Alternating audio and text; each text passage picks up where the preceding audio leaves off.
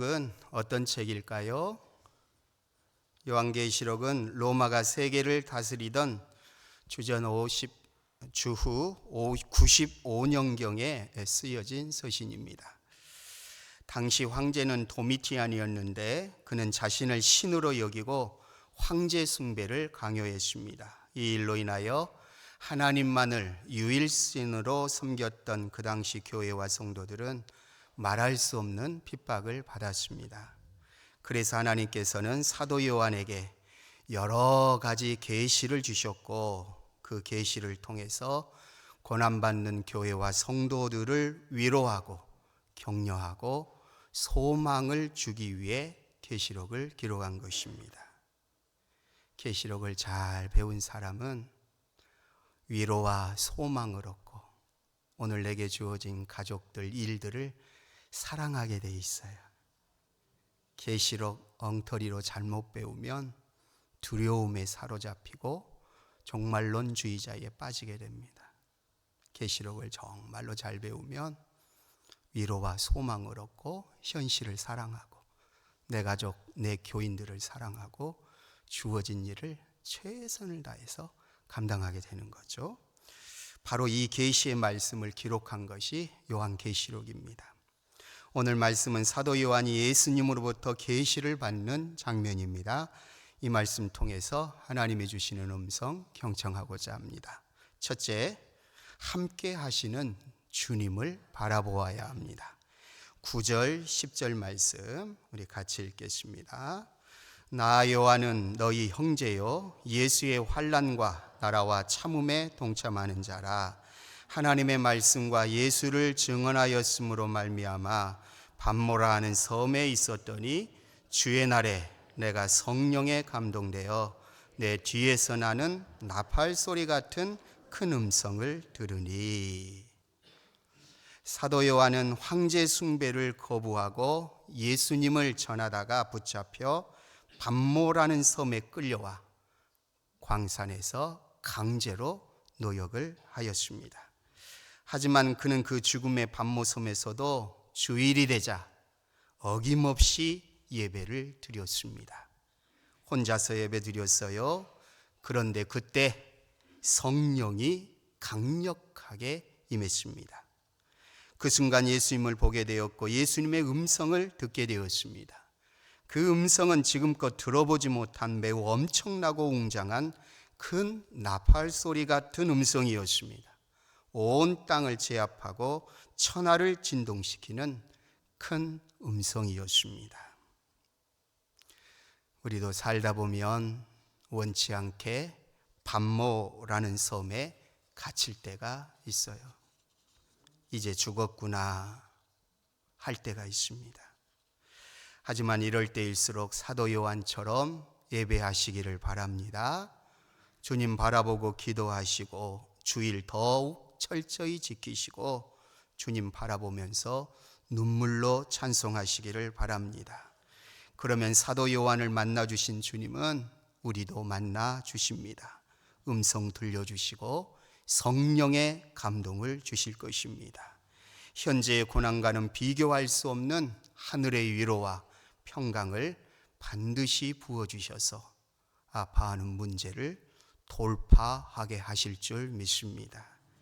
그 맛에 예수 믿지요. 그 맛이 우리를 살리지요. 그 맛을 알기에 죽음의 반모섬에 있을지라도 우리는 웃을 수가 있습니다. 그런데 우리는 여기서 좀 특이한 점을 발견할 수 있습니다. 10절 말씀 한번 같이 다시 읽어요. 주의 날에 내가 성령에 감동되어 내 뒤에서 나는 나팔 소리 같은 큰 음성을 들으니. 말씀을 한번 보세요. 사도 요한이 들었던 예수님의 음성은 어느 쪽에서 들려왔나요? 뒤에서 들려왔습니다. 좀 이상하지 않나요? 보통 앞에서 말하는 것이 상식인데 예수님은 왜 사도 요한 뒤에서 말씀하셨을까요? 왜 그러셨을까요? 예수님의 의도하신 바가 있습니다. 그것은 앞에 보이는 암울한 현실을 바라보지 말고 배후에서 역사하시는 하나님, 우리 등 뒤에서 역사하시는 하나님을 바라보라는 것입니다. 아무리 막막한 밤모섬에 갇혀 있을지라도 낙심하지 마세요.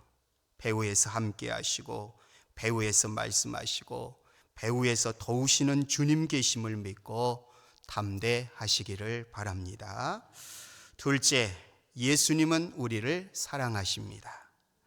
요한계시록에는 예수님이 보여주신 수많은 계시가 나와요. 그 많고 많은 계시 중에 예수님이 계시하신 첫 번째 계시는 어떤 계시일까요? 무엇에 관한 내용일까요? 중요하니까 첫 번째 계시하셨을 거 아니에요?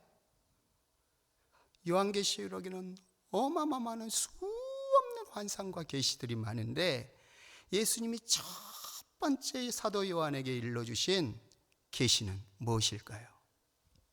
그것은 바로 오늘 본문에 나오는 교회에 관한 계시입니다. 예수님은 사도 요한에게 그 당시 7교회 이름을 하나하나 부르시면서 자신이 보여준 계시 그대로 두루마리 책에 써서 보내라고 하셨습니다. 11절 말씀 다시 같이 읽어요. 이르되 내가 보는 것을 두루마리에 써서 에베소, 서머나, 버가모, 두아디라, 사데, 빌라델비아, 라오디게아 등 7교회에 보내라 하시기로. 우리 예수님께서 무엇을 가장 그러니까 사랑하신다는 말씀이죠? 교회입니다. 교회 우습게 보시면 안 돼요. 주님은 교회를 가장 사랑하시고 주님의 제일 큰 관심은 교회입니다. 교회를 통해서 말씀하시고 교회를 통해서 일하시고 교회를 통해서 복음을 증거하십니다. 교회를 통해서 성도들 만나시고 교회를 통해서 은혜를 주시고 교회를 통해서 복을 내려 주십니다. 그래서 교회는 주님의 몸입니다. 주님과 교회는 그래서 하나입니다. 분리될 수 없습니다. 교회가 영광스러우면 주님이 영광을 받으십니다. 교회가 수치스러우면 주님이 욕을 받으십니다. 교회가 웃으면 주님이 웃으시고 교회가 울면 주님이 우십니다. 교회가 즐거우면 주님도 즐거우시고 교회가 핍박을 받으면 주님도 아파하십니다. 주님이 이러하시다면 그 주님을 구주로 믿는 우리도 마땅히 교회를 사랑해야 합니다. 전심으로 사랑하고 주님 대하듯 사랑해야 합니다. 교회의 즐거움 속에서 주님의 웃음을 보아야 합니다. 교회의 핍박 속에서 주님의 눈물을 보아야 합니다. 교회의 사역 속에서 주님의 일하심을 보아야 하고 교회가 사회적으로 아무리 많은 지탄을 받고 있다 할지라도 주님은 결코 교회를 포기하지 않으십니다. 끝까지 사랑하십니다. 우리도 교회를 포기하면 안 됩니다. 끝까지 사랑하시기를 바랍니다. 끝까지 진리의 말씀으로 교회를 수호하고 믿음의 역사 사랑에 쓰고 소망의 인내로 교회를 섬기고 주신 사명을 잘 감당할 수 있기를 바랍니다. 우리는 여기에서 교회와 성도를 사랑하시는 예수님의 사랑의 깊이가 어느 정도인지를 발견할 수 있어요. 어느 정도일까요? 11절 말씀 다시 한번 읽어보겠습니다. 이르되 내가 보는 것을 두루마리에 써서 에베소, 서머나, 버가모, 두아디라, 사데, 빌라델비아, 라오디게아 등 7교회에 보내라 하시기로. 한번 보세요. 교회 이름이 몇 개나 나오나요? 7개입니다. 그러면 이 7교회가 어떤 모습으로 하나님을 섬기고 신앙생활을 했는지 그 자세한 내용이 어디에 나오나요? 계시록 2장, 3장에 잘 나와 있어요. 꾸중 없이 칭찬만 받은 교회는 어느 교회인가요? 서머나 교회와 빌라델비아 교회입니다. 핍박을 잘 견디고 복음을 위해 순교할 정도로 믿음을 지킨 교회였습니다. 반대로 칭찬 없이 책망만 받은 교회는 어느 교회인가요? 라오디게아 교회입니다. 모든 것을 다 가진 부자 교회였으나 주님 보시기에는 영적으로 가장 어둡고 가장 가난하고 미지근해서 토해버리고 싶은 교회였습니다. 에베소 교회는 진리의 말씀을 지켰으나 첫사랑을 잃어버렸어요. 버가모 교회는 믿음을 지켰으나 일부 교인들은 이단 사상에 빠져 우상 숭배하고 음행을 저질렀어요. 두아디라 교회는 선한 사업에 힘썼으나 강단의 십자가 복음이 사라지고 지도자들마저 세상 물욕에 빠져서 거의 죽어간 교회입니다. 사대교회는 아주 극소수만 참된 믿음을 지켰고 대다수는 알맹이 없는 껍데기 신앙이었습니다. 그래서 주님이 살았다 하는 이름은 가졌으나 죽은 교회다 라고 평가하신 것입니다. 여기서 주목할 점이 있어요. 잘 들어보세요. 예수님은 자신이 보여준 계시의 말씀을 요한에게 편지로 써서 보내라고 했을 때 7교회 모두에게 보내게 했나요? 아니면 일부 몇몇 교회에만 보내게 했나요? 맞습니다. 7교회 모두에게 보내게 했습니다. 한 교회도 빠뜨리지 않았습니다. 문제가 있든 문제가 없든 모든 교회에 보내게 했습니다. 우리가 세상적인 기준이나 상식으로 생각하면 주님이 이렇게 말씀하셔야 옳을 것 같아요. 혼자 상상해 봤어요. 요한아, 저 라오디게아 교회는 토해버리고 싶은 교회다. 참으로 문제가 많은 교회이다. 왜 이렇게 교만하고 영적으로 무지한지 모르겠다. 맨날 내 속만 썩인다. 편지 보내지 마라. 죽든지 말든지 내버려 두라. 그런데 예수님은 그렇게 하시지 않았습니다. 요한아, 저 사대교회는 교회가 아니다. 죽은 교회다. 나를 믿는 척 하는데 모두가 가짜다. 껍데기 신자들로 가득 차 있다. 편지 보내지 말라. 내 계시를 받을 자격이 없다. 망하게 내버려 두라. 그런데 예수님은 그렇게 하시지 않았습니다. 요한아, 저 두아디라 교회는 복음이 없는 교회이다. 지도자까지 물질에 눈멀어 타락한 교회이다. 나를 버리고 나를 배신했다. 이단에 빠져 우상 숭배하고 음행을 저질렀다. 더 이상 내 교회가 아니다. 내가 저 교회를 미워한다. 편지 보내지 마라. 그런데 예수님은 그렇게 하시지 않았습니다. 요한아, 저 서머나 교회를 보거라. 저 빌라델비아 교회를 보거라. 저 교회들만이 참된 교회이다. 나를 위하여 믿음을 지키고 순교까지 한 교회이다. 내가 그들을 사랑한다. 내 계시의 말씀을 그들에게만 보내라. 그들만이 내 백성이 될 자격이 있다. 예수님은 그렇게 하시지 않으셨습니다. 예수님은 모든 교회를 사랑하셨습니다. 문제가 있든 없든 모든 교회의 이름을 불러주셨습니다. 그냥 이름만 부른 것이 아니라 모든 교회를 지극히 높여서 촛대라고 부르시고 별이라고 불러주셨어요. 13절 16절 보시면요, 촛대 사이에 인자 같은 이가 발에 끌리는 옷을 입고 가슴에 금띠를 띠고, 16절 그의 오른손에 7별이 있고. 예수님은 교회를 촛대라 부르셨습니다. 발에 끌리는 옷을 입은 대제사장의 모습으로 7교회 사이를 거니셨습니다. 교회마다 찾아가서 신방하신 것입니다. 예수님은 교회 지도자들과 성도들을 별이라고 부르셨습니다. 비록 연약하고 문제가 많지만 아직도 세상을 비추는 빛이라 말씀하시면서 능력의 오른손으로 붙잡아 주셨습니다. 칭찬도 하시고 꾸중도 하시고 위로와 소망도 주셨어요. 죄짓고 허물 많은 그들을 결코 부끄러워하지 아니하시고 온 천하가 듣도록 나팔소리 같은 큰 음성으로 모든 교회의 이름을 불러주신 것입니다. 우리가 기도할 때 부모의 속을 가장 많이 썩이는 자식의 이름을 더욱 간절하게 부르듯이 아마도 예수님은 7교회 중에서 가장 속 썩이는 라오디게아 교회의 이름을 더욱 간절히 더욱 애타게 불렀을 것 같습니다. 그 주님은 지금도 우리의 이름을 부르고 계신 줄 믿습니다. 사랑하는 양문교회 성도들아, 내가 너희를 사랑한다. 너희의 허물과 연약함과 잘못까지도 사랑한다. 너희는 내 백성이다. 너희는 나의 촛대, 나의 별이다. 그렇습니다. 주님은 교회를 사랑하십니다. 성도를 사랑하십니다.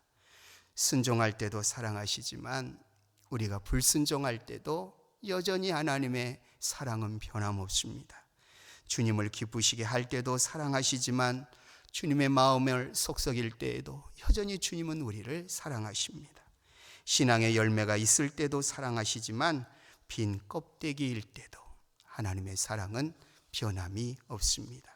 믿음을 지킬 때에도 사랑하지만 믿음을 배반할 때에도 베드로에게 찾아가듯 찾아오셔서 우리의 모든 것을 회복시키시는 사랑의 주님이십니다. 그 사랑 안에 거하세요.